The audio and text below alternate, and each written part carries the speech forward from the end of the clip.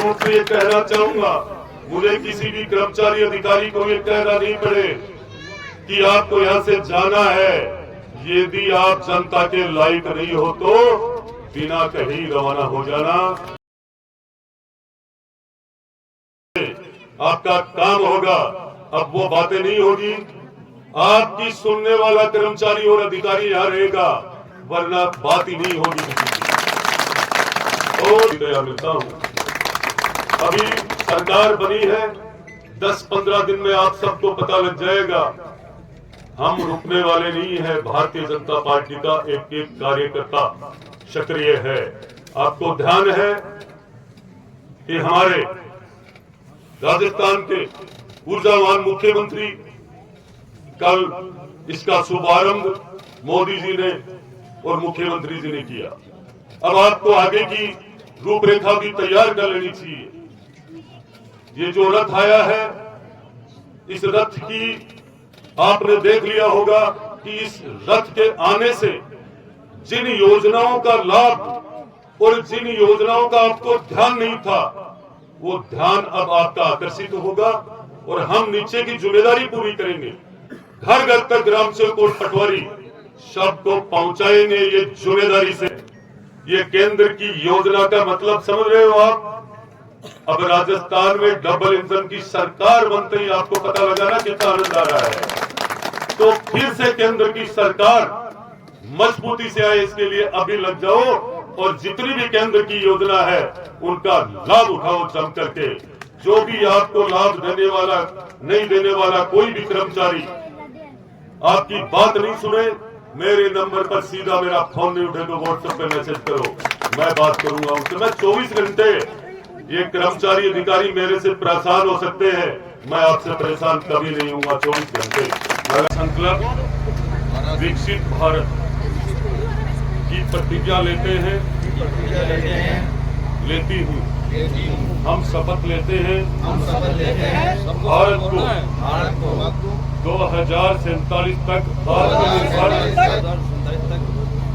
आत्मनिर्भर और विकसित राष्ट्र बनाने के सपने को साकार करेंगे। गुलामी की मानसिकता को जड़ से उखाड़ फेंकेंगे।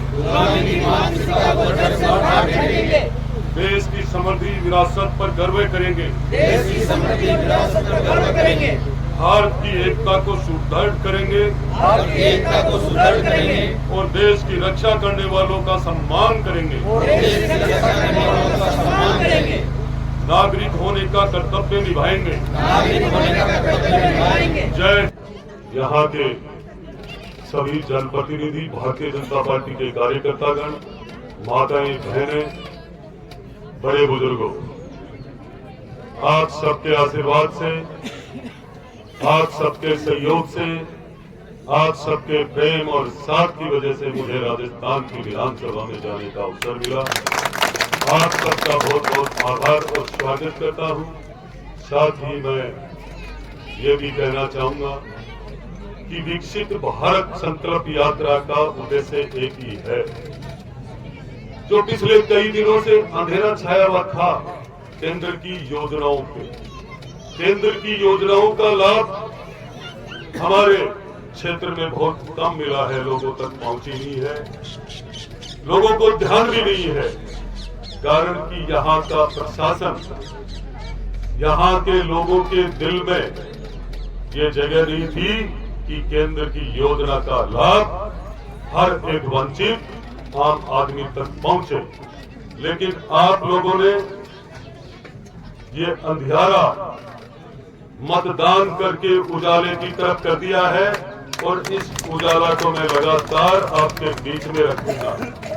सबसे पहले मैं यहाँ के सरपंच साहब से निवेदन करूंगा, ग्राम सेवक जी और पटवारी जी, आप लोगों के लिए इस कदर काम करो।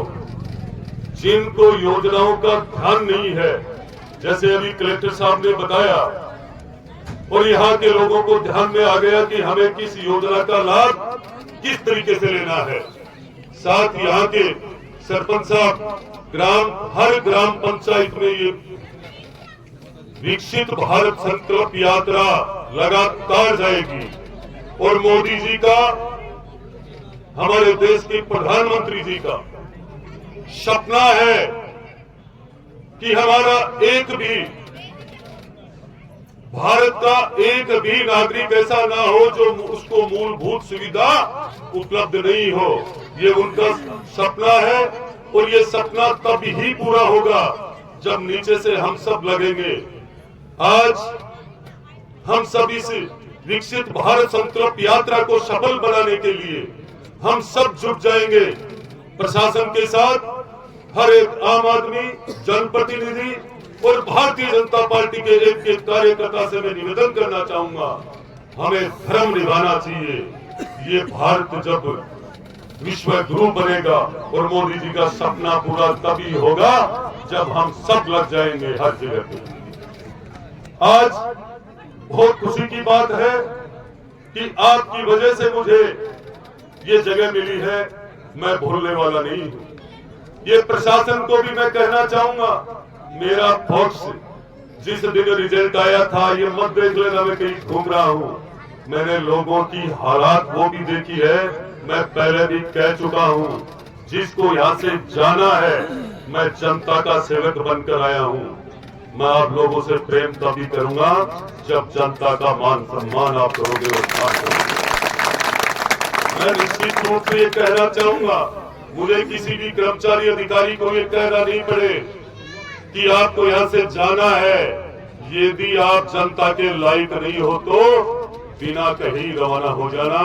मैं निश्चित रूप से आपको ये कहना चाह रहा हूँ कि नवलगढ़ की स्थिति मैंने देख लिया, हर रोड को कुचल के मैंने देख लिया, हर दीवार की सिमट के वीडियो बना लिए हैं। क्या क्या हालात हो चुकी है इस नवलगढ़ में, इस पंचायत समिति में इतना भ्रष्टाचार है। और मैंने जनता से राजस्थान के अंदर ये भारतीय जनता पार्टी की सरकार भ्रष्टाचार और गुंडा राज के खिलाफ ही बनी है, मैं मेरा उत्तर दिखाऊंगा। मैं किसी भी अफसर से नाराजगी नहीं रखता हूं, पर मैं दोस्ती तभी ही रखूंगा ये जनता। आज सबसे बड़ी बात यह है कि इस भारत विकसित संकल्प यात्रा में सब अफसर, हर डिपार्टमेंट आए गए, एसडीएम साहिबा सभी लोग आए हैं। लेबर डिपार्टमेंट क्यों नहीं आए वो लोग? जिला स्तर से आने अपने ब्लॉक लेवल पे जिला लेबर डिपार्टमेंट की स्थितियां ये हो रही है। स्कीम मतलब जनता, जब ये सबको आना चाहिए, आप बुला सकते हो और बुलाना चाहिए। वो कोई तय नहीं है कि इसके अंदर वो नहीं आएंगे या ये नहीं आएंगे। डीएफओ साहब को भी आना चाहिए था, डीएफओ साहब नहीं है, बहुत बड़ी प्रॉब्लम है यहाँ पे। और इस लोहागढ़ के एरिया में तो जानवरों की ये स्थिति है कि यहाँ जो भी रेवड़ रखने वाले थे सांसद साहब, उनको रेवड़ बेचना पड़ गया है। वो नीचे आने लग गए हैं जानवर, वो जिम्मेदारी अब कौन रखेंगे? पिछली बार जब बड़ा कार्य, जब भी ये स्थल ऐसा है, हमारे हरियाणा तक के लोग यहाँ आते हैं और यहाँ इतनी बदमाशी होती है कुंड में, माताएं बहनें सब। मैंने पिछली बार रात को जब सरपंच साहब ने मैसेज किया, मैंने एसपी साहब को सीधा कहा कि साहब वहां देखो आप क्या हो रहा है। हालात ये है तो कलेक्टर साहब को, आपको अभी भी एप्लीकेशन देकर के ये तय करना है और यहाँ की पुलिस की जो चौकी की व्यवस्था और डीएफओ साहब को तय करो, या तो यहाँ से जानवर हटाए वरना दीवार का काम चालू करवाए। ये गरीब अपना गुजारा कर रहे थे रेवड़ रख करके। मेरी सहमति उनके साथ है और आपको तत्काल ये काम करवाना चाहिए। और मैं आप सबको कहूंगा कि आप सबको शिक्षाओं का लाभ, हमारी माताएं बहनें बच्चे सब शिक्षित है, आप सबको लग करके इन योजनाओं का लाभ निश्चित रूप से उठाना चाहिए। हम सबका दायित्व बनता है, कोई भी अफसर काम नहीं करे इसके लिए 24 घंटे, मैंने एक दिन पहले भी कहा था कि मैं आधी रात को भी तैयार मिलूंगा, मैं आधी रात को भी। मैं फिर आपके ब्लॉक लेवल के अधिकारियों और जिला लेवल के अधिकारियों को कह रहा हूं कि आगे के कैंपों में मुझे अव्यवस्था नहीं मिलनी चाहिए। आप अपने अपने विभागों को देखिए, जाके पहले प्रोग्रेस देखिए। आज शाम को मैं मीटिंग भी करूंगा सारे विभागों की।